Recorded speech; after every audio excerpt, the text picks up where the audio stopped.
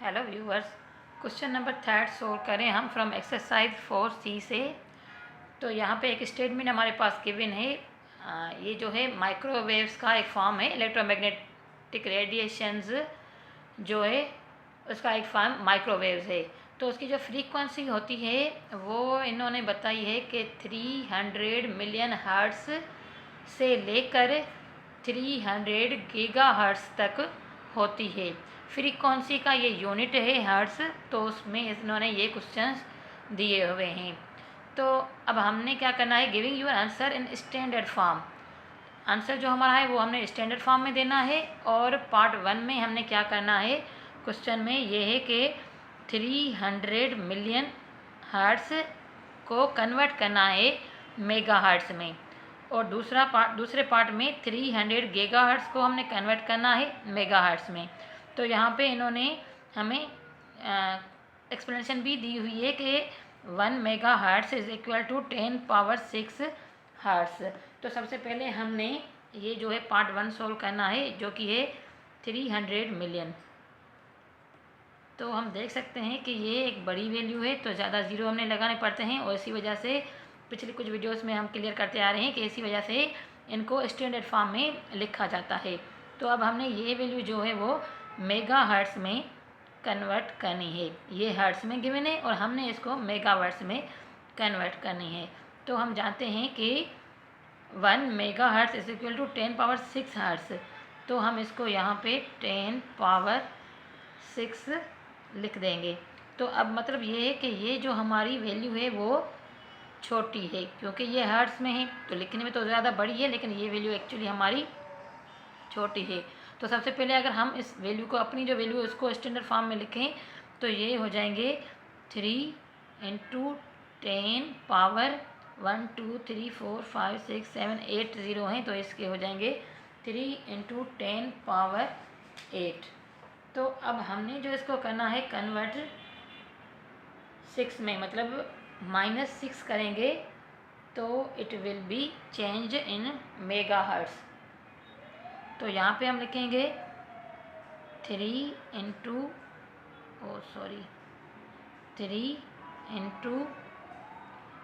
10 के पावर 8 लिखेंगे यहाँ पे, जो कि हमारे पास गिवन में है, और दूसरे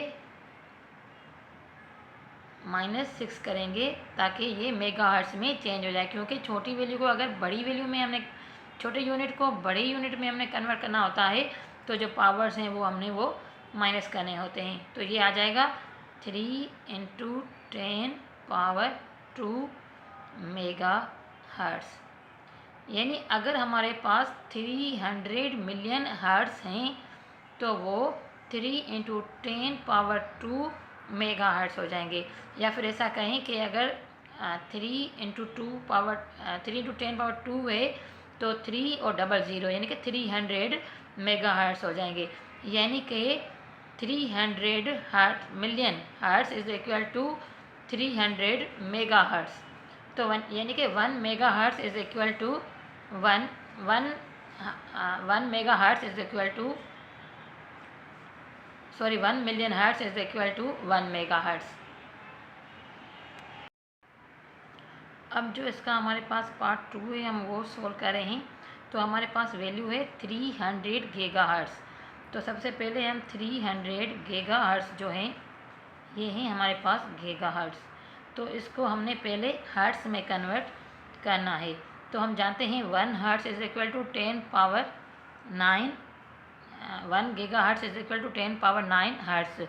तो अगर ये 300 है तो 300 इंटू 10 पावर 9 करें तो ये वैल्यू हमारी अब छोटे यूनिट यानी हर्ट्स में कन्वर्ट हो चुकी है। तो इसको और मज़ीद अगर सोल्व करें तो ये इस तरह से हो सकता है into 10 power 2 into 10 power 9 hertz, क्योंकि हमने वैल्यू को स्टैंडर्ड फॉर्म में रखना होता है। तो उसका मतलब यही होता है कि यहाँ पे एक डिजिट हो और ये जो सारी ज़ीरोज़ हों वो पावर्स में आ जाए। तो अब इन दोनों पावर्स को आपस में प्लस करेंगे, 3 इंटू 10 पावर 9 और 2 ये 11 हो गए। अब जो ये वैल्यू है हमारी ये हर्ट्स में है, तो हमने इसको मेगा हर्ट्स में अगर कन्वर्ट करना है, यहाँ पे इस तरह से कुछ लिख देते हैं कि इसको हमने मेगाहर्ट्ज़ में कन्वर्ट करना है। तो अब यहाँ पे क्या लिखेंगे, 3 × 10⁻11, क्योंकि ये छोटे यूनिट में और हमने इसको बड़े यूनिट में करना है, तो अब इसके जो पावर्स हैं वो माइनस हो जाएंगे 6। ये जो 10⁻6 है ये इसका माइनस में आ जाएगा, ताकि छोटे यूनिट वाली वैल्यू बड़े यूनिट में कन्वर्ट हो जाए। जब भी हमने किलोग्राम को ग्राम में कन्वर्ट करना होता है तो फिर 1 का ग्राम आवर 1000 सॉरी यहाँ पे केजी लिखना होता है। तो मतलब ये है कि जब भी आप किसी बड़े यूनिट वाली वैल्यू को छोटे यूनिट में कन्वर्ट करेंगे तो मल्टीप्लिकेशन हो जाएगा, लेकिन अगर आप छोटे यूनिट को बड़े यूनिट में कन्वर्ट करेंगे तो ये फिर डिवीज़न हो जाएगा। तो यहाँ पे है हमारा 3 × 10⁻11 जो कि हर्ट्ज़ है, और हमने बड़ी यूनिट में इसको कन्वर्ट करना है जो कि इसका पावर -6 है। तो यहाँ पर हमारे पास यूनिट की जो है नॉलेज होना ज़रूरी है। वैसे एक बात अच्छी है कि ये बुक वाले या कोई भी क्वेश्चंस वगैरह आते हैं तो यहाँ पे हमें ये नॉलेज साथ में दी हुई होती है।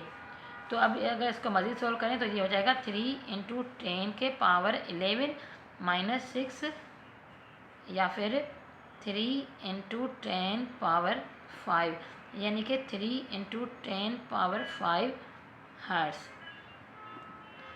300 गीगाहर्ट्ज़ को अगर हमने मेगाहर्ट्ज़ में कन्वर्ट करना होता है तो ये हो जाता है 3 × 10⁻5 मेगाहर्ट्ज़। यहाँ पे हमने इसको हर्ट्ज़ में कन्वर्ट किया था 3 × 10⁻11 हर्ट्ज़, और फिर यहाँ पे हमने इसको मेगाहर्ट्ज़ में कन्वर्ट किया है। क्वेश्चन नंबर 4 सोल्व कर रहे हैं हम यहाँ पे। तो यहाँ पे दिया गया है a nitrogen atom has an atomic radius of a picometre, यानी कि लेंथ का बिल्कुल ही छोटा यूनिट दिया गया है हमें पिकोमीटर। पिकोमीटर जो है वो लेंथ का ही एक यूनिट है जो कि बहुत ही ज़्यादा छोटा है, और 1 picometre is equal to 10 10⁻12 metre है, यानी कि लेंथ का, क्योंकि ये मीटर लिखा हुआ है तो हम जानते हैं कि ये लेंथ का ही एक यूनिट है। अच्छा, जो एटम दिया गया है, एटम इज़ इक्वल टू ये दिया गया है हमें 70। तो express this radius in metres, give your answer in standard form. तो हमने इसको जो है वो मीटर में कन्वर्ट करना है, यानी कि ये जो है वो पिकोमीटर में दिया गया है, 70 को पिकोमीटर में दिया गया है और हमने इसको मीटर में कन्वर्ट करना है। तो यहाँ पे हम क्या करेंगे, सबसे पहले इसको स्टैंडर्ड फॉर्म में लिखेंगे। तो ये हो जाएगा 7 × 10, यानी कि ये एक पावर हो गया 10 का, क्योंकि 7 × 10 70 है। स्टैंडर्ड फॉर्म में 70 को इस तरह लिखा जाता है, और इसको इंटू 10 पावर, क्योंकि हमने इसको पिकोमीटर से चेंज करके मीटर में लाना है, तो ये 10 × 10⁻12 यही वाला लिखेंगे। तो ये हो जाएगा 7 × ये माइनस के 12 है और ये पॉजिटिव 1 है, तो ये हो जाएगा माइनस के 11 मीटर्स, यानी कि 70 picometre is equal to 7 × 10⁻11 metre. तो यहाँ पे ये था इस क्वेश्चन का पार्ट 1।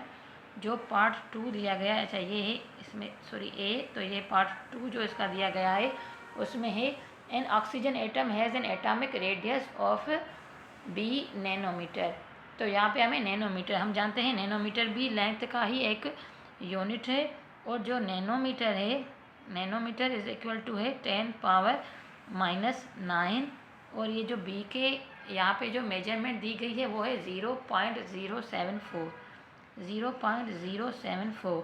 तो सबसे पहले तो हम इसको स्टैंडर्ड फॉर्म में लिखेंगे, जो कि हम जानते हैं होता है 10 के पावर, स्टैंडर्ड फॉर्म का मतलब है एक डिजिट के बाद पॉइंट, ये इस तरह आ गई, तो 1 और 2 बीच में है, तो मतलब ये 10 का पावर 2 हो जाएगा, यानी कि 7.4 × 10 के पावर 2, क्योंकि 7 के बाद पॉइंट है, तो दोनों पॉइंट के बीच में जितने भी होते हैं उतने हमारे ये पावर्स बन जाते हैं, तो ये आ जाएंगे।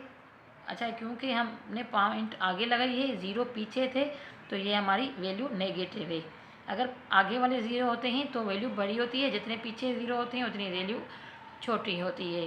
होप आप 8th 9th के बच्चे हैं तो ये बात आपके सामने क्लियर होगी। तो 10 × इंटू 10⁻⁹ जो इसका पावर है वो नोट करेंगे। तो अब दोनों ही पावर्स हमारे पास माइनस के हैं, तो ये हो जाएगा 7.4 इंटू 10⁻⁻11 नैनोमीटर, क्योंकि ये छोटा यूनिट है नैनोमीटर, तो ये भी पावर्स नेगेटिव में रखे जाते हैं। यानी कि पिकोमीटर और नैनोमीटर लेंथ के बहुत ही छोटे यूनिट है, और हमने इसको यहाँ पे नैनो नहीं लिखेंगे, हमने इसको मीटर में कन्वर्ट किया, यानी कि बड़ी वैल्यू में कन्वर्ट किया है। इस वजह से ये वैल्यू ज़्यादा बड़े पावर में, नेगेटिव पावर में आ गई है। तो अब जो है हमारा पार्ट सी है इसका, express A B. Ratio find out करने को कहा है कि ए बी के रेशियो में हमने इसको लिखना है। तो ए हमारा है 7 इंटू 10⁻⁻11 और रेशियो यहाँ पे है 7.4 इंटू 10⁻⁻11। तो तकरीबन सेम है या एक दूसरे के करीब ही है, इतना ज़्यादा दूर नहीं है। तो हम दोनों को इनकी रेशियोज़ फाइंड आउट करनी है। तो रेशियो में क्या होता है कि जो वैल्यूज़ दोनों ही साइड से इक्वल होती हैं उनको वहीं पे सोल्व कर दिया जाता है। बाकी हमारे पास रहता है 7:4 इस तरह से, या फिर इस तरह से भी हम लिख सकते हैं कि 7:74 डिवाइड बाय 10। ये लिखने का ये मतलब होता है कि अगर 10 को इस साइड लाया जाए तो ये तकरीबन क्वेश्चन सोल्व करने में आसानी हो जाए। तो ये 7 इंटू 10 70 हो जाएगा, और ये 74, यानी कि जब हमने यहाँ से पॉइंट हटाया था तो ये 74 हो गया। इसी तरह यहाँ पे भी हमारे पास ऊपर कुछ 70 ही था, जिसको हमने एक पावर यहाँ पे माइनस में दे दिया था। तो अब ये है हमारा 70 के रेशियो में 74। तो अगर इसको क्योंकि जब रेशियोज़ में वैल्यूज़ को लाना होता है तो छोटी से छोटी वैल्यू रखनी होती है। आंसर जो है वो हमारा छोटे से छोटा हो, ताकि हमें पता चले कि अगर ए इतना है तो बी कितना है। तो हम इसको फिर तो 2 से डिवाइड करते हैं, तो ये आ जाएगा 70 को 2 से डिवाइड करें 35, और यहाँ पे ये आ जाएगा 37। हम और भी सोल्व कर सकते हैं इसको, जितना छोटा होगा उतना हमें आंसर समझने में ज़्यादा आसानी होगी, लेकिन क्योंकि यहाँ पे 37 एक प्राइम नंबर है तो हम इसको मज़ीद सोल्व नहीं कर सकते। तो अगर ए 35 है, ए रेशियो बी, तो ए अगर 35 है तो बी ज़रूरी है हमारे पास 37 हो। रेशियोज़ को इस तरह से लिखा जाता है। क्वेश्चन नंबर 5 सॉल्व करें तो यहाँ पे है स्टेटमेंट में the mean distance from the earth to the sun is c megametres mm, where c is equal to 1500। तो यहाँ पे c की वैल्यू दी गई है 1500 और c की वैल्यू दी गई है जो कि मेगामीटर्स में है। 1 मेगामीटर इज़ इक्वल टू 10⁻6 मीटर। हमारे पास जो वैल्यू गिवन है वो है मेगामीटर में, where 1500 and 1 megametre is equal to 10⁻6 metre. हो जाएगा 1.5 कर दें, या फिर 15 इंटू 10⁻2, क्योंकि 2 ज़ीरोज़ हैं, इंटू 10⁻6। अब यहाँ पे हमारे ये जो पावर्स हैं वो दोनों प्लस हो जाएंगे, क्योंकि हमारे जो यूनिट, हमारी जो वैल्यू है वो बड़े यूनिट में है, मेगामीटर यानी कि बड़ा, और ये छोटा है, क्योंकि 1 मेगामीटर इज़ इक्वल टू 10⁻6 मीटर। तो अब हमारी जो ये पावर्स हैं वो पॉजिटिव हो गई, और हमारी वैल्यू जो है वो बड़ी है, बहुत ज़्यादा बड़ी है समझने के लिए कि ये 10⁻8 है। अगर 1500 मेगामीटर है तो 15 इंटू 10⁻8 मीटर है। तो ये हो गया हमारा इसका पहला पार्ट। दूसरा आगे है the mean distance from Pluto to the sun is d metres. तो इसको c मीटर कहा गया है, और इसको आगे वाले को ये हमारे पास है d मीटर्स, और यहाँ पे हमारे पास है टेरा मीटर्स, मतलब टेरा मीटर को tm से रिप्रेजेंट किया गया है, और टेरा मीटर जो है वो और भी ज़्यादा बड़ा है, यानी कि अगर ये 5.91 टेरा मीटर है तो 1 tera metre is equal to 10⁻12। 1 tera metre is equal to 10⁻12 metres. तो अब हमने इसको ये भी है 5.91 या समथिंग 5.91 ये। तो अगर हम इसको लिखें तो ये तो इसी तरह से हो जाएगी कि 5.91 या फिर 591, ताकि हम उसको मज़ीद सोल्व कर सकें। अगर 5.91 है तो मतलब ये वैल्यू छोटी है, हमने इसको यहाँ पे बड़ा करके रखा है, तो इसके जो 2 पावर्स हैं हमने वो उसको माइनस में कर दिया है। क्योंकि अगर हम पॉइंट यहाँ पे रख रहे हैं तो ये पॉइंट आगे आ गई है, डिजिट्स पीछे चले गए हैं, तो मतलब पावर जो है हमारा वो माइनस में हो गया है। तो मज़ीद सोल्व करें तो ये है 591 into 10 power 10, 2 out of 12 will be 10। तो अब हमने इन दोनों को, ये है 15 इंटू 10 पावर 8 और यहाँ पे है 591 इंटू 10 पावर 10। तो आप चाहें तो इसको ये छोटा कर सकते हैं, आप चाहें तो 591 से ही 15 को सोल्व कर सकते हैं। हमने सिर्फ क्योंकि आगे जो क्वेश्चन है हमने उसको सोल्व करने के लिए इनको इस तरह से वैल्यू को बड़ा रखा है, ताकि हम इसको 15 से डिवाइड कर सकें। क्योंकि हमने फाइंड आउट करना है express D as a percentage of C. D को हमने सी की परसेंटेज यानी कि D divide by C multiply by 100 find out करना है। डी को हमने सी के परसेंटेज में फाइंड आउट करना है और आंसर जो हमारा है वो स्टैंड फॉर्म में होना चाहिए। तो अगर हम इस क्वेश्चन को सोल्व करें तो डी अवर सी इंटू 10 इंटू 100 है, या फिर इस तरह से लिखें डी की जो वैल्यू है 591 इंटू 10 पावर 10 और सी की वैल्यू है 15 इंटू 10 पावर 8। तो 591 को 15 से डिवाइड कर रहे हैं तो हमारा आंसर है 39.4 इंटू, अच्छा यहाँ पे 8 पावर और यहाँ पे 8 पावर शुरू हो जाएंगे, बाकी हमारे पास रह जाएंगे 10 के पावर 2। तो इंटू 10 पावर 2 कर सकते हैं 39.4 इंटू 10 पावर 2। अच्छा यहाँ पे हमारे पास मल्टीप्लाई बाय 100 था, ये 100 था मल्टीप्लाई बाय, तो ये 10 पावर 2 और भी हम लिख देंगे 100 के, 100 को भी हमने स्टैंड फॉर्म में कर दिया है तो 10 पावर 2 हो जाएंगे। और क्योंकि वैल्यूज़ को हमने स्टैंड फॉर्म में रखना होता है स्टैंडर्ड फॉर्म में, तो स्टैंडर्ड फॉर्म का क्या मतलब होता है कि एक डिजिट के बाद पॉइंट होती है, तो ये हो जाएगी 3.94। देखा जाए पॉइंट को हमने एक डिजिट और भी पीछे लाया है तो एक पावर हमारा यहाँ पे ये भी बन जाता है 10 power into 10, 3.94 into 10 into 10 power 2 और 2 ये 4 हो गए, तो 4 ये 5वां ये, फाइनली जो हमारा आंसर है 3.94 इंटू 10 पावर 5। तो मैं बार बार सिर्फ ये 10 पावर 2 या 10 पावर 1 को बार बार पूरे अच्छी तरीके से इसलिए सिर्फ लिखती हूँ क्योंकि ये जो पूरा चैप्टर है ये हमने इंडाइसिस को और जो वैल्यूज़ हैं पावर्स की उनको समझने के लिए इस चैप्टर को हम स्टडी कर रहे हैं। ये चैप्टर्स ही इन्होंने इसलिए दिया है कि हम पावर्स को अच्छी तरह समझें कि किस चीज़ के कितने पावर्स हैं। तो सिर्फ इस वजह से, वैसे अगर हम चाहें तो 2, 4 और 1 पॉइंट यहाँ पे कर दी तो 5 हो जाएंगे, लेकिन मैं हर बार ये पूरी अच्छी तरह से खोल के सिर्फ इस तरह क्लियर कर रही हूँ ताकि आपको समझ में आ जाए कि पावर्स की कितनी वैल्यू होती है। अगर एक भी पावर हम यहाँ पे कम लिखते हैं, इस पावर को अब हम यहाँ पे डिनोट नहीं करते हैं, तो ये क्वेश्चन थोड़ा समझने में हमें डिफ़िकल्टी हो जाएगी।